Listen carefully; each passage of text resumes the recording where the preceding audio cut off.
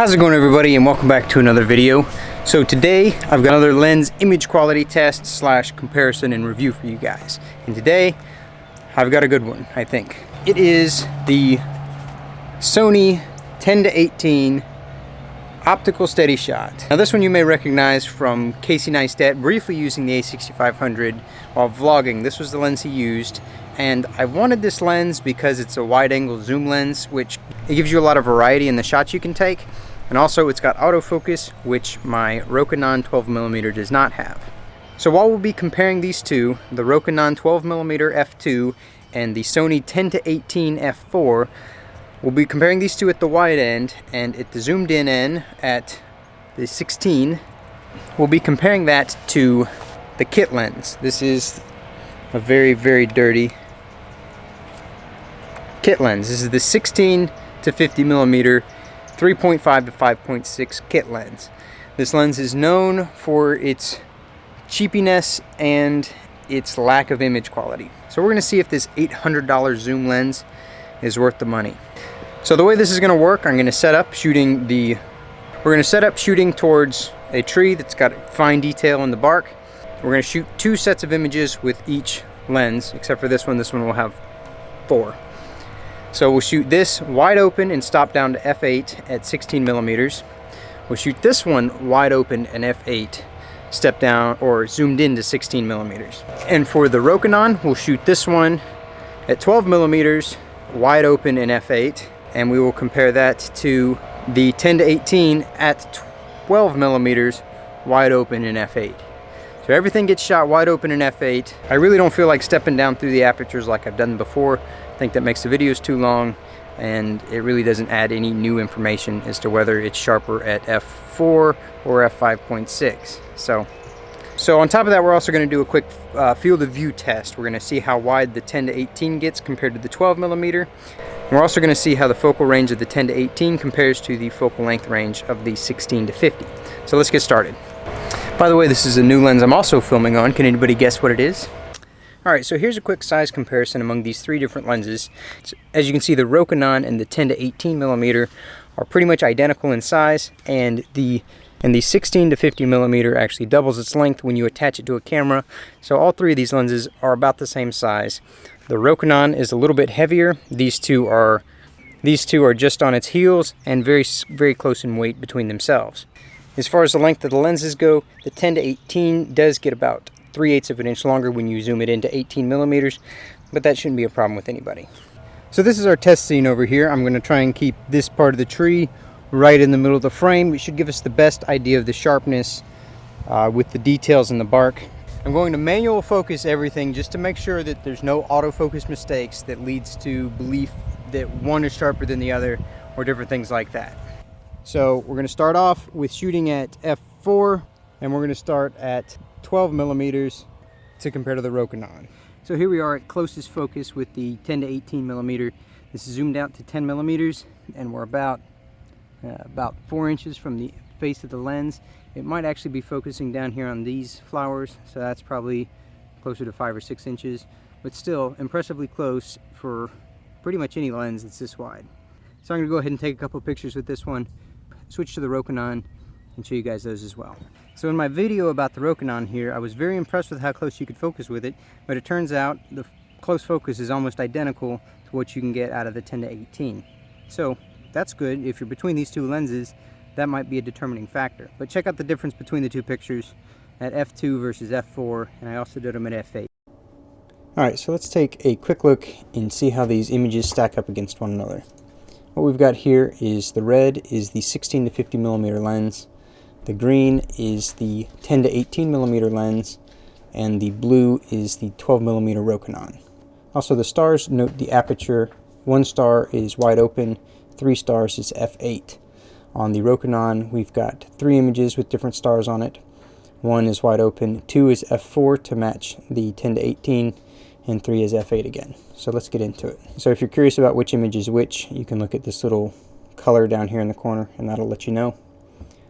So this is wide open with the 16 to 50 over here and the 10 to 18 over here. Zooming in on the center, So you can see right off the bat that the center of the 10 to 18 is sharper than the 16 to 50, and moving vertically through the picture, it's obvious that the 10 to 18 is just in a whole separate league compared to this 16 to 50 millimeter. You can see the haziness and blurriness happening already, and when we get to the top of the screen, it's just no contest. It's completely blown out of the water. And if we go over to the corner, it gets atrocious.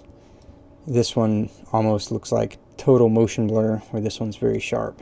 Alright, so now jumping down to f8 with both lenses, zooming in here in the middle. At f8 they're a lot closer. In fact, I would say the center looks identical. There's a little bit different coloring on the 16 to 50, but that's not a deal breaker. Moving vertically through the picture, it pretty much looks the same until the very top here, where you can see some blurriness happening here on these branches.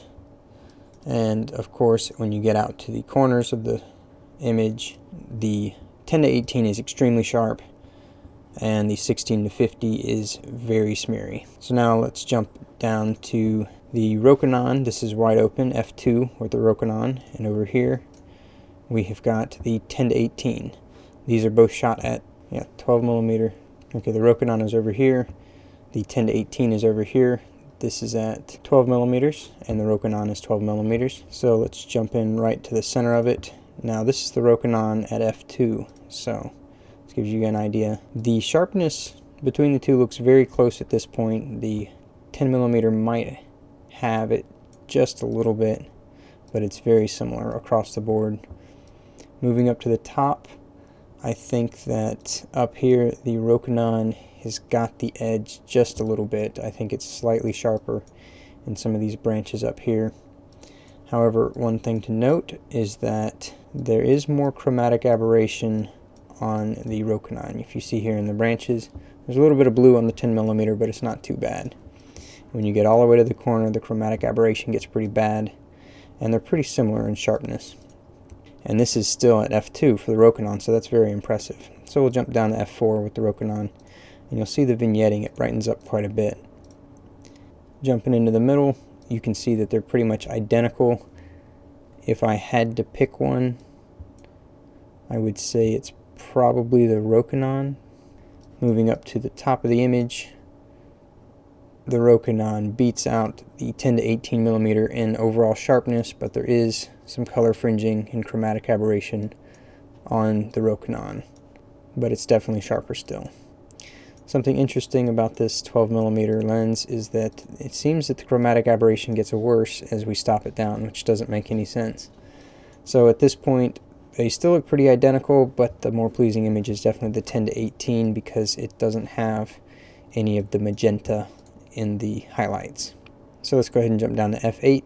Zooming in here on the middle, we can see that both images look pretty much identical. There's a little bit of a pink hue to the Rokinon over here. Moving up to the top of the image and zooming in some more. Here I think that they're pretty much identical as far as sharpness goes. I don't think I can make a call on whether one is better than the other. They both look very similar. However, I think the more pleasing image is the 10 to 18 again, because there is some magenta flaring going on up here with the Rokinon. Moving all the way to the corner, the chromatic aberration has gotten even worse, so I'm going to give the stop downwind to the 10 to 18. Now let's go ahead and move into the close focus tests. Okay, so now we have got the 10 to 18 on this side now, and the Rokinon on the right side. The Rokinon's at f2, and jumping down to f4 you can see the difference in background separation there. And if you jump down to f8, there's a pretty huge jump. Now over here on the Sony, we go from f4 to f8. There's very little difference, little perceivable difference anyway, but it does make a difference.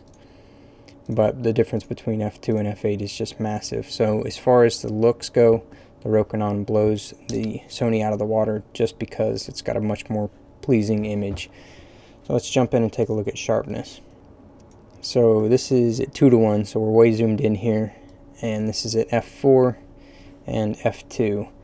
Right off the bat, I would have to say that the Rokinon is winning here. It looks like it's got a little better contrast, as well as better sharpness right here on these flowers. Let's go find another one.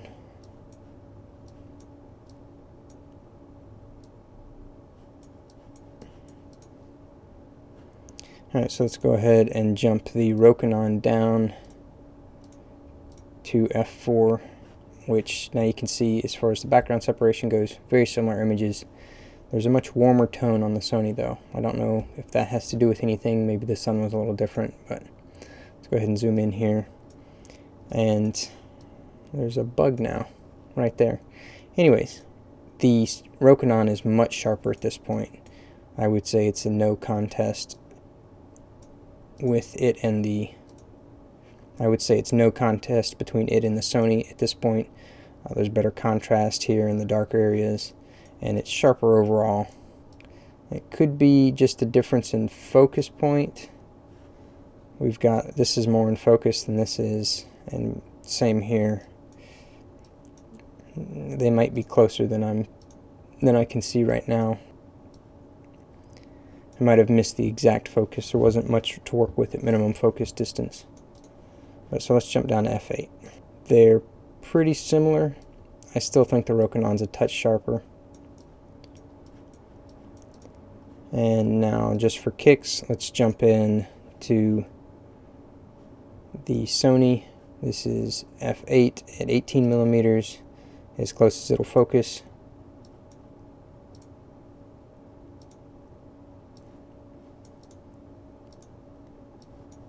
So that gives you an idea of the closest you can possibly get and the most magnification you can expect out of this lens. A quick field of view test between the different lenses. So we're going to line up the white tree right here, right on the very edge of the frame here, lock down the tripod.